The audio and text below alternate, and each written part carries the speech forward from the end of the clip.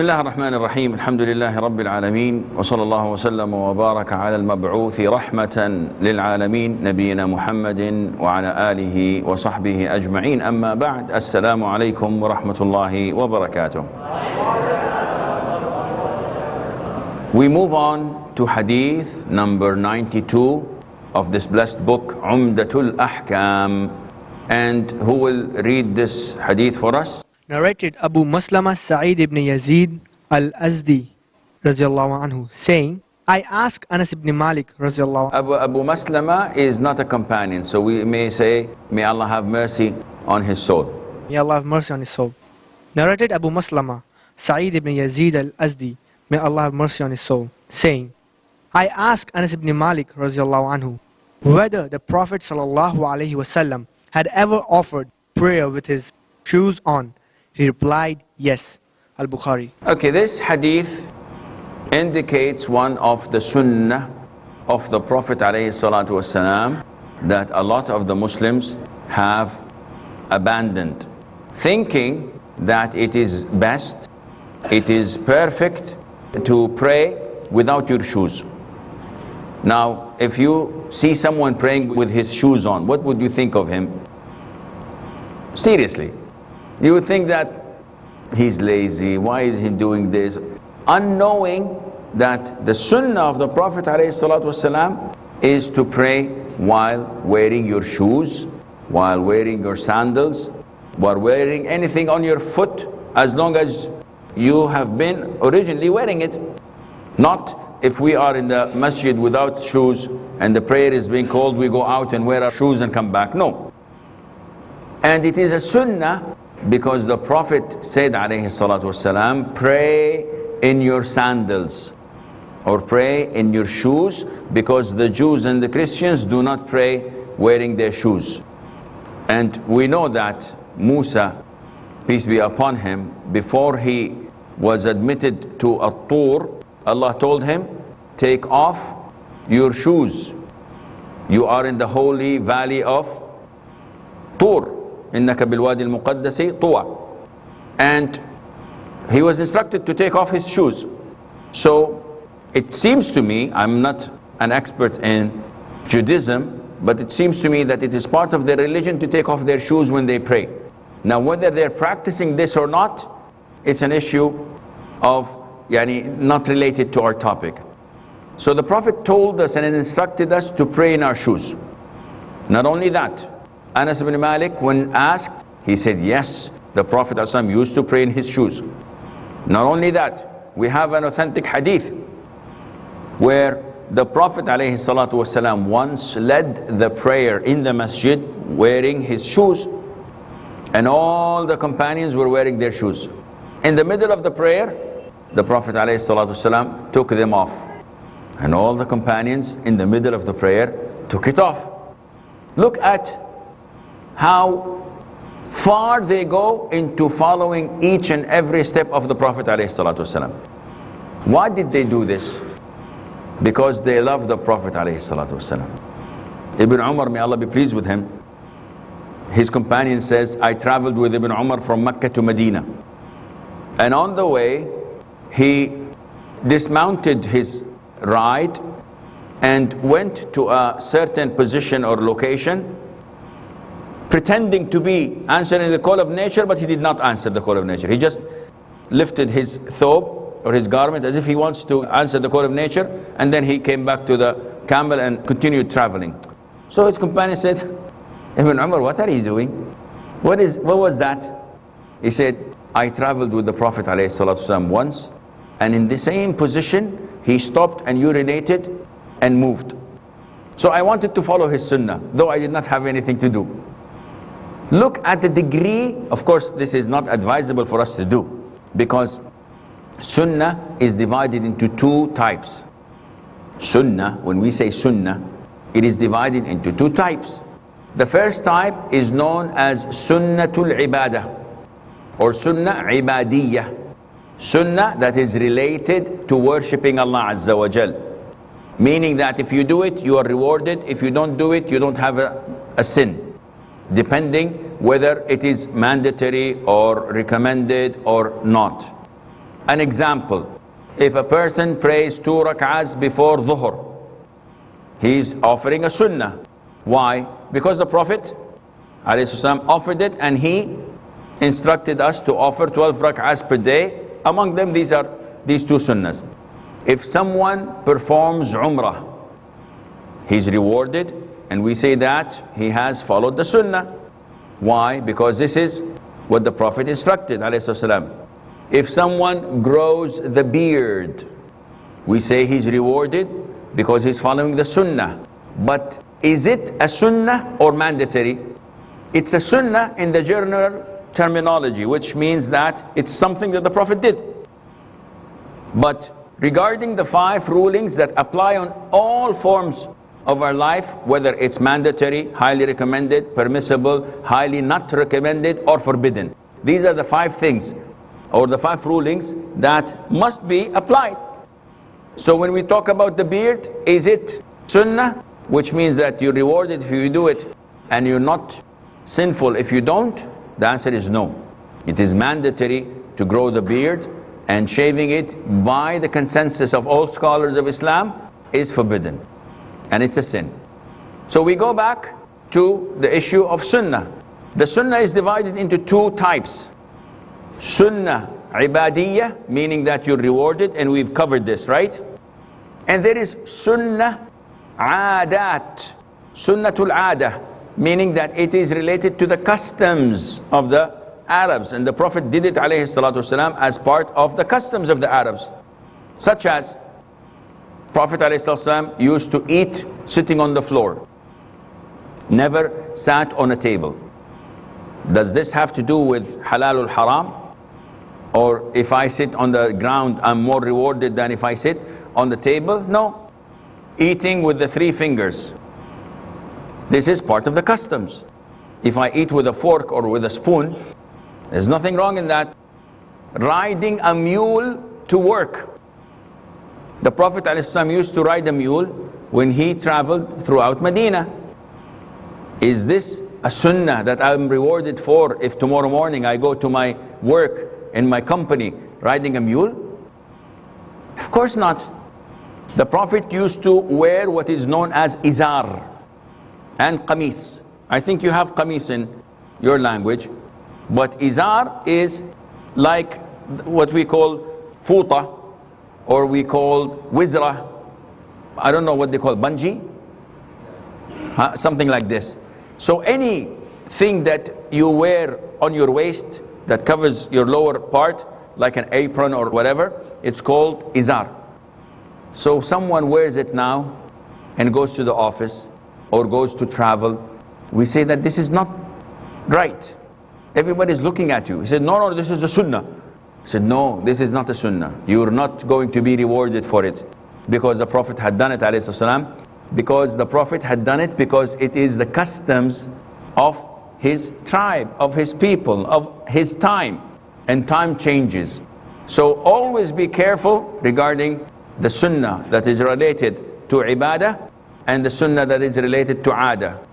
If people nowadays, people say you have to wear a cap, you have to wear a topi so that you can pray. Why? So the sunnah.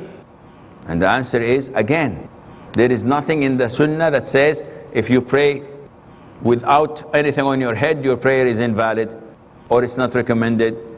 There is nothing in the sunnah that says if you wear a turban or you wear a hat or a kufi, then mashallah your prayer is excellent or perfect. Nothing. And therefore it depends on the people. And here we know the innovation that comes in. I've seen a lot of the brothers in different parts of the country, they don't wear anything on their heads. But the minute prayer comes, they take a small cap and they put it on. And they're wearing trousers and t-shirts and suits. What does this cap has to do with your clothes?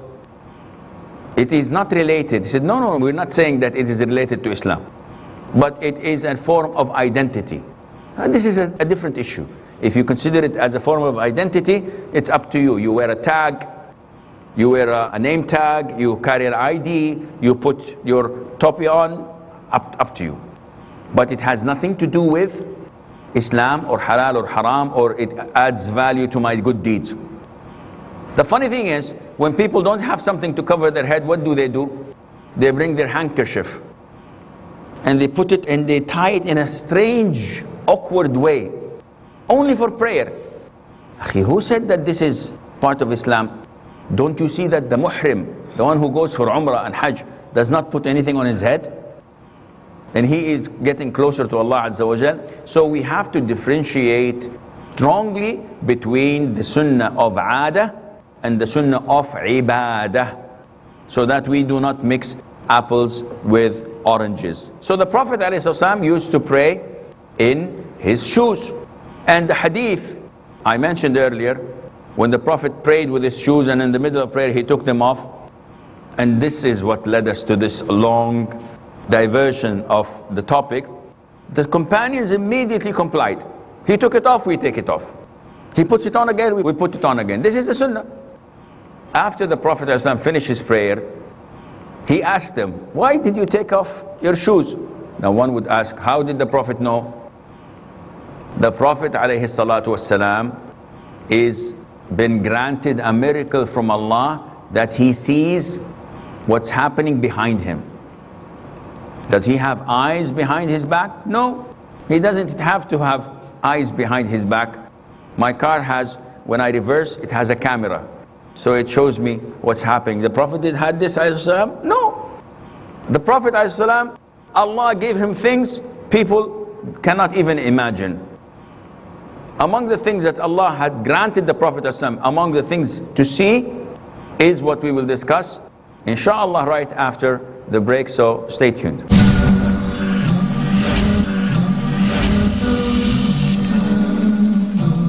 Assalamu alaikum and welcome back. So the Prophet has abilities are unlike our abilities because it's from Allah. And that is why he used to say, O people, straighten your rows because I see you from behind my back. So it's a gift to the Prophet from Allah Azza wa Jal. So he told them, why did you take off your sandals? They said, O Prophet of Allah, you took off your sandals, we took off our sandals as well. So the Prophet said, in the middle of the prayer, Jibreel, the archangel, came to me and told me that there is an impurity on my sandals. There is najasa. And we know that you cannot pray with najasa on, so I took them off. So the Prophet is saying, whenever any one of you wants to pray in his sandals, he should observe his sandals so that he is sure that there is no najasa. And if there is, remove it and pray with it. This is the ruling. And from this, we learn another important ruling. And that is, a lot of the times people ask, if I prayed Dhuhr prayer and I went home and I found that there is a najasa on my clothes, on my body. Sometimes people pray and afterwards they check their underwears, they find traces of najasa they were not aware of. Or I carried my child and the child urinated on me and I said, khalas, I'm gonna go and wash it. I forgot. A few hours later, salah was called, I made wudu and went. After I finished the salah, and the thob has impurities. What do I do? The scholars say, from the hadith of the Prophet, when he prayed half of the prayer with his sandals on, with najasa, this means that his prayer is valid. Otherwise, Jibreel would have said, hop, stop shooting, stop praying, stop doing anything. Why?